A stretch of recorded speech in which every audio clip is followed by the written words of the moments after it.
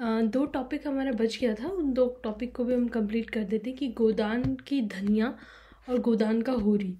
ठीक है, ये दोनों सवाल भी पूछे जाते हैं MHD 3 के पेपर में।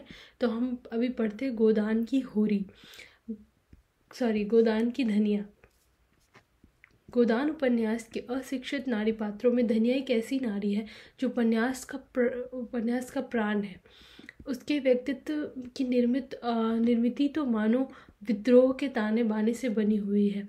उसकी अद्भुत वाक शक्ति से होरी ही नहीं पूरा गांव कांपता है।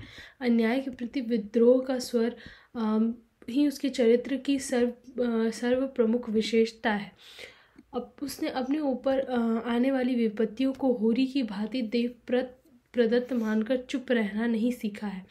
वह एक ऐसी कर्मठ नारी है जो घर के उत्तरदायित्व से लेकर पंचायत में घर के उत्तरदायित्व से लेकर पंचायत में जवाबदेही तक सभी कार्यों में होरी के कदम से कदम मिलाकर चलती है।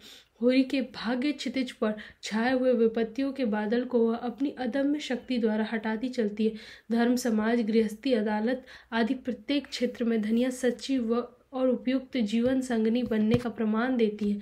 धनिया सच्चे अर्थों में पति की सहगामिनी है, लेकिन गलत बात पर वह पति तक का विरोध करने से पीछे नहीं हटती। साहूकार को सूद देने के मामले में, थानेदारों को रिश्वत देने के मामले में, बिरादरी को में दांड देने के मामले में, भाइयों के व्यवहार के मामले में, प्रत्येक गलत बात पर धनिया का होरी से विरोध है।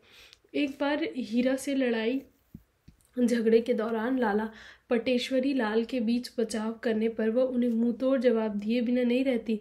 अच्छा रहने दो लाला, मैं सबको पहचानती हूँ। इस गांव में रहते 20 साल हो गए, एक एक की नस नस पहचानती हूँ। विपरीत परिस्थितियों में भी विद्रोह का सामर्थ्य धनिया में विद्यमान है। भाई की झूठी इज्जत बचाने हेतु होरी का दरोगा के सामने झूठ बोलना धनिया के लिए कदापि सहनीय नहीं है।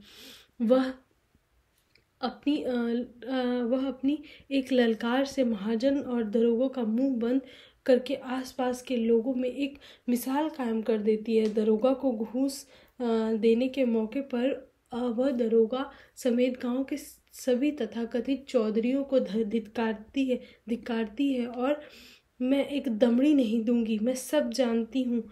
यहाँ तो बाट बखरा होने वाला था, सभी के मुंह मीठे होते। ये हत्यारे गांव के मुखिया हैं, सबका खून चूसने वाले। आगे पढ़ते हैं। वस्तुतः प्रेमचंद्र ने धनिया द्वारा समाज के उन कुटिल लोगों के मुंह पर तमाचा मारा है जो समाज को अपने कुत्सित व्यवहार द्वारा विषाक्त करने पर तुले हुए हैं।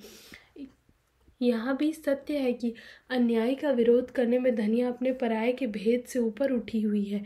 समस्त दुराग्रहों से मुक्त होकर वह अपने पुत्र द्वारा जुनिया पर किए गए अन्याय का विरोध करने से भी पीछे नहीं हटती। जुनिया की रक्षा के लिए वह भोला महतो के साथ साथ पूरे समाज से टक्कर लेती है। जुनिया को आश्रय देने के मूल में अपने पुत्र के पाप का प्रायश्चित करने का भाव भी निहित है। सच तो यह है कि जुनिया को अपने घर में आश्रय देकर वह अपने नैतिक साहस का परिचय देती हुई विषम सामाजिक परिस्थितियों के विरुद्ध विद्रोह जताती है।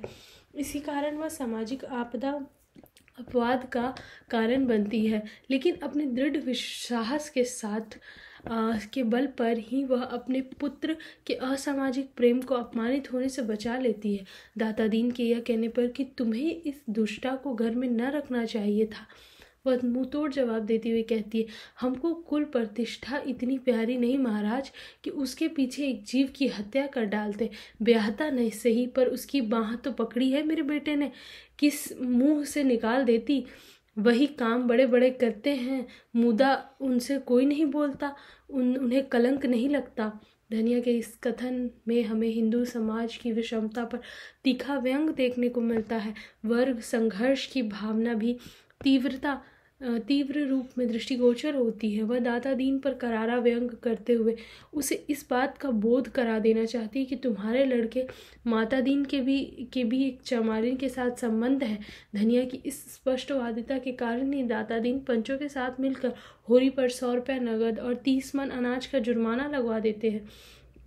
जहाँ होरी पंचों को परमेश्वर का दर्जा देकर उनकी प्रत्येक अमानवीय बात को आंख मूंद कर सहन कर जाता है, वहीं धनिया नियम या कानून किसी की परवाह नहीं करती हुई पंचों के अमानवीय न्याय के लिए उन्हें धिक्कारती है।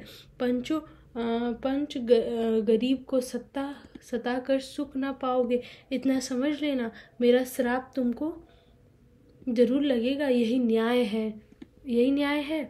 मैं एक दाना ना अनाज दूंगी, न कौड़ी डांट दूंगी। हमें नहीं रहना है बिरादरी में। जहाँ होरी बिरादरी से पृथक जीवन की कोई कल्पना ही नहीं कर सकता था, वहीं धनिया बिरादरी को अपने जूते की नोक पर रखती है। पोते के जन्म उत्सव पर वह बिरादरी से बहिष्कृत होने पर भी समूचे गांव को सुनाने के लिए गला फाड़ फाड़ कर सोहर गाती है। उसका मानना है कि अगर बिरादरी को उसकी परवाह नहीं है तो वह भी बिरादरी की परवाह नहीं करती। वास्तव में मानवतावादी दृष्टिकोण से संपन्न होने के कारण उसकी सहानुभूति सदैव शोषितों के साथ है। वह जिस उदारता, निर्भयता और स्नेह से निराश्रित सिलिया चमारिन को आश्रय देती है, वह उसके उदार मातृत्व और नारीत्व का भव्यतम रूप है। माता दीन और चमारों की बिरादरी द्वारा बहिष्कृत सिलिया को आगे बढ़कर थामने वाली धनिया ही है, जो दयाद्र होकर कहती है, जगह की कौन कमी है बेटी, तू चल मेरे घर रह। यह भी समाज और बिरादरी का डर होरी को बेचैन किए रहता है, लेकिन धनिया को ना तो बिरादरी का डर है और ना धर्म का। बिगड़े तो एक रोटी बेसी खा लेंगे या क्या करेंगे, उनकी दबैल हूँ। वस्तुतः सिलिया को अपने घर में आश्रय देकर धनिया उदात्त मानव प्रेम का संदेश देती प्रतीत होती है। सत्य तो यह कि धनिया आत्मविश्वास और स्वाभिमान की पुतली है। उसका आत्मविश्वास केवल उसी का नहीं अपितु समस्त नारी जाति के लिए। जीवन भर दाने दाने को तरसते रहने पर भी उसने किसी के आगे सिर झुकाना नहीं सीखा। डांट के रुपए चुकाते चुकाते होरी हालत बद से बदतर हो जाती है और उसके समस्त परिवार को दादा दीन के खेतों में मजदूर की हैसियत से काम करने को विवश होना पड़ता। लेकिन इससे धनिया के स्वाभिमान और आत्मविश्वास में रत्ती भर भी फर्क नहीं पड़ता। अपने अदम्य साहस के बल पर वह अनेक बार गांव भर का नेतृत्व करती हुई दिख पड़ती है। प्रेमचंद होरी के मुख से कहलवाते हैं, उसकी नाक बड़ी लंबी है, चाहे मिट जाए मर्यादा न छोड़ेगी। इस प्रकार धनिया के चरित्र की विभिन्न परतों को उपन्यासकार ने बड़ी सूक्ष्मता के साथ खोल कर पाठकों के सम्मुख रखा है। यह नितांत सत्य है कि धनिया अपनी सजीवता, तीव्रता एवं गहन व्यापकता की सर्वोत्कृष्टता के कारण अमर हो गई। वह एक ऐसी भारतीय नारी की प्रतीक है जो आजीवन अध खाए और अर्धनंगन रहकर परिवार हित हेतु स्व अस्तित्व का बलिदान कर देती है। उसका चरित्र पारिवारिक और सामाजिक संघर्षों के मध्य और भी अधिक निखर गया है। वास्तव में धनिया का संघर्ष केवल उसी का नहीं बल्कि समस्त निम्न वर्गीय भारतीय नारियों का है। शिक्षित न होने पर भी उसमें भविष्य को समझने की शक्ति है। उसकी सामाजिक चेतना एवं तटस्थ निर्णय शक्ति से ही उसके अस्तित्व को प्राणवत्ता मिलती है। निष्कर्ष, कुल मिलाकर जीवन के प्रत्येक रूप में धनिया ने परिस्थितियों से जूझने का भरसक प्रयास किया और व्यक्तिगत क्षेत्र में तो वह उनसे कहीं ऊपर उठी हुई है। यही कारण है कि आरंभ से लेकर अंत तक वेदनाओं से भरे उसके चरित्र में एक प्राणवत्ता है जो उसके सहृदय पाठक की सहानुभूति को झकझोर देती है। वह कर्तव्य और विवेक बुद्धि से संपन्न एक जागरूक नारी है। वस्तुतः धनिया शोषकों, पाखंडियों, धूर्तों और रक्त चूसने वाले शोषकों के मुंह पर एक भरपूर तमाचा है। सत्य तो यह कि धनिया के संघर्ष के माध्यम से प्रेमचंद समाज की कुत्सित मनोवृत्तियों को सरेआम ललकारते हुए समस्त भारतीय नारियों की मुक्ति का मार्ग प्रशस्त करते हैं। इसके बाद हम पढ़ लेते हैं हीरा के चरित्र होरी के बारे में। तो यहाँ से शुरू होता है होरी का चरित्र। ठीक है। गोदान न सिर्फ हिंदी उपन्यासों में बल्कि संपूर्ण भारतीय साहित्य परंपरा में नायक के चरित्र की दृष्टि से मील का पत्थर है। भारतीय परंपरा सामान्यतः धीरोदात्त चरित्र को ही नायक का दर्जा देती आई है, अर्थात ऐसा चरित्र जो अभिजात कुल और वंश का हो, जिसमें मन वचन क्रम का अद्वैत हो, महासामर्थ्य के साथ महासत्व और महाकरुणा जैसे तत्व एक साथ उपस्थित हों। नायकों की यह परंपरा राम, कृष्ण और बुद्ध जैसे चरित्रों को आधार बनाकर सदियों तक चलती रही, किंतु आधुनिक काल में लोकतांत्रिक चेतना के विकास, समानता, स्वतंत्रता और न्याय जैसे आदर्शों के उभार, नारी, दलित, किसान, मजदूर आंदोलनों आदि की सघन उपस्थिति ने यह तय कर दिया कि समाज और साहित्य में नायकों की परिभाषा बदलनी चाहिए।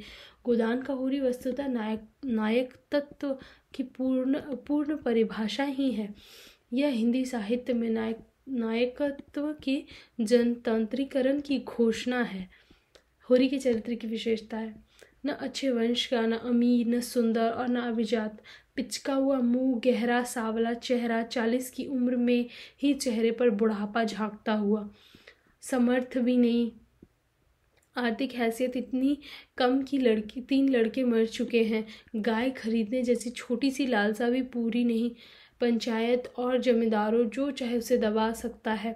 नैतिकता की दृष्टि से सामान्यतः पारंपरिक नायकत्व का निर्वाह करता है, 1-2 स्थान को जोड़कर कहीं भी नायकत्व से विचलित नहीं। सहज मानव बनाए रखने के लिए इतना विचलन जरूरी था। प्रेमचंद्र ने होरी के में अंतर्द्वंद दिखाया है। 2 स्थानों पर स्वाभाविकता दिखाने के लिए मनोविज्ञान वाला प्रश्न देखें। नायक का संघर्ष करते करते मृत्यु हो जाना भी इस चरित्र योजना की क्रांतिकारी पहल है। भारतीय परंपरा में कथाएं सुखांत होती हैं, जिनमें अंततः नायक व नैतिक पक्ष की विजय होती है। प्रेमचंद्र ने यथार्थ को पूरी नग्नता के साथ स्वीकार किया और होरी के चरित्र में ग्रीक परंपरा के ट्रेजिक तत्व को शामिल किया। उसके बाद होरी का नायकत्व हिंदी उपन्यासों को प्रेमचंद्र का अप्रियतम योगदान है। नायकत्व के विशिष्ट जनसुलभ परिधि से बाहर खींचकर सर्वजन सुलभ बना देने की क्रांतिकारी कोशिश इस उपन्यास की महत्वपूर्ण विशेषता है। होरी संभवतः पहला नायक है जिसकी हर विशेषता के भीतर समाज के आम दमित व्यक्ति का व्यक्तित्व झलकता है।